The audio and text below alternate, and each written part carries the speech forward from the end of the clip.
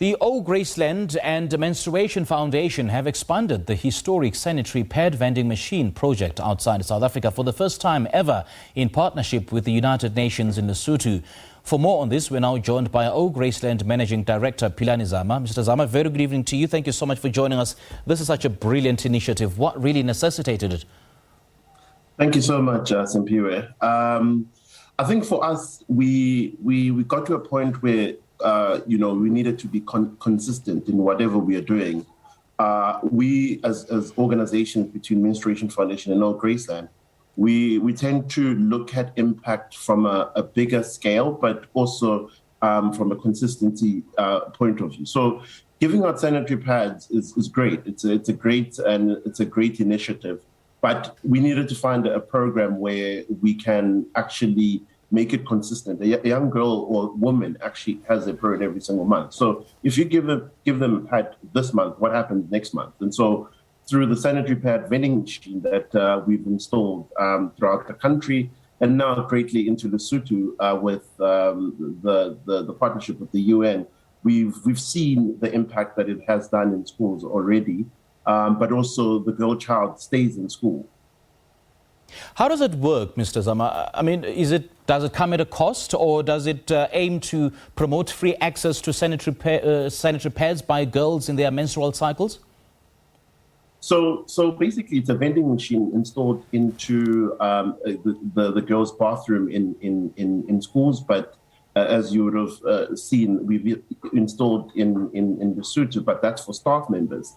So each and every month, the young girl or woman they receive their token monthly, because the program is a 12-month program. So by the time the machine comes to you, it's got stock enough for the whole year.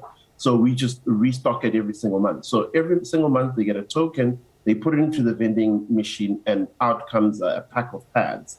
So for the user end, it's free because we're creating a lifeline of free sanitary pads, but we get corporates and people to sponsor it. So we've had individuals, we've had corporates come on board and says, you know what, this is more of an impact versus just donating money and you never see where it goes. So yes, there is a cost to it, but the cost is for us to raise, and then the young person or just woman at large don't have to be buying pads.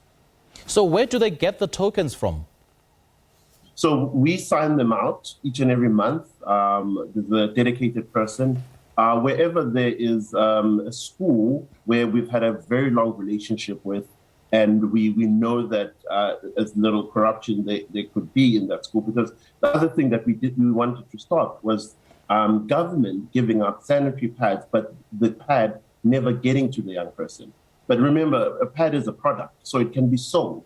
And so through this initiative, we want to make sure that the pad reaches the young person. And so we issue out the tokens monthly. But if there is someone that we can trust, we issue out the tokens to that secretary. And then we collect the data. The young person signs out the pad. So it's not a matter of just, I gave it to the person, but we need to have the backing to say, okay, they've signed out that token. You know, Mr. Zama, calls are now growing louder that men need to start getting involved in what is now known as the period poverty that women face on a daily basis. So how should men be involved in this, and what is their role, or what should their role be and expectations be? Yeah, I mean, the first thing for us is, as men, you've got two organizations led by men for women. The crux and the matter is we need to be in a space where we are not saving women. Women don't need to be saved, even from a period poverty issue. It's just us guys that need to change. And then the change happens because we have changed in how we view periods and how we view, when we're talking about periods and educating young boys. That falls upon us. So I want to make it clear that we're not there to be saving women. Women don't need saving. They're more than capable of doing that. But for us, it's to change us as guys and make a period a beautiful thing, which it is. I mean, we are born because it's a period, and we've had to educate that. People actually don't realize that without a period, there's no child, So it takes it to that length, but it's for men to change their thinking, and so things will start shifting, and we'll make sure. Because I mean, if men bled once a month, pads would be free. So the problem is us. Well, Mr. Zama, I understand that All Graceland provides training and support, as the girls complete their education and prepare for the real world. In what form does this support and training come? So All Graceland was developed. I came up with the concept a couple of years ago because I kept seeing young people get to the age of 18 and they have to leave the children's home. But the problem is, where do they leave to? Because, these are orphans that were in state care. So I founded an organization that will reintegrate them into adulthood, or transition them, if I may say, transition them into adulthood. And through that process, we concentrate on 4 things: residential, education, job and life skill readiness, and recreation. And those 4 components make who we are.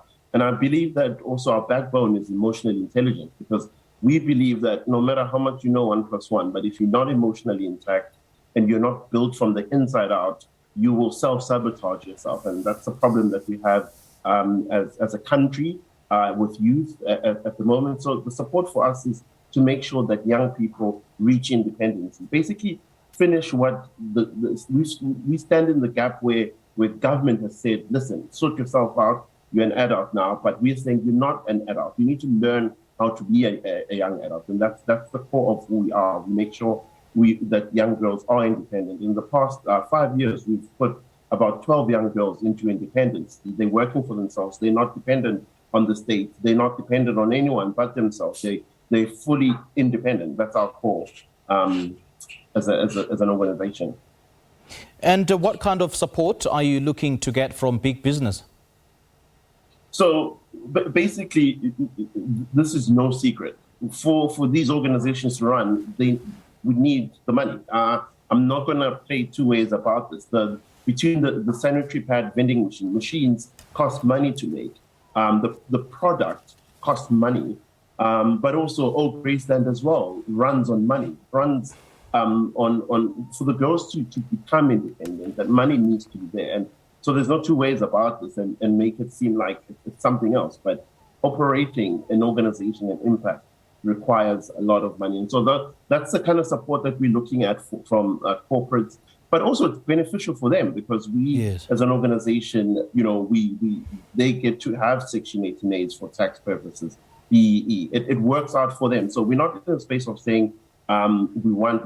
We're saying, how can we help you and you help us? And it's a nice way of looking at it versus the old ways of NPOs of just your hands out.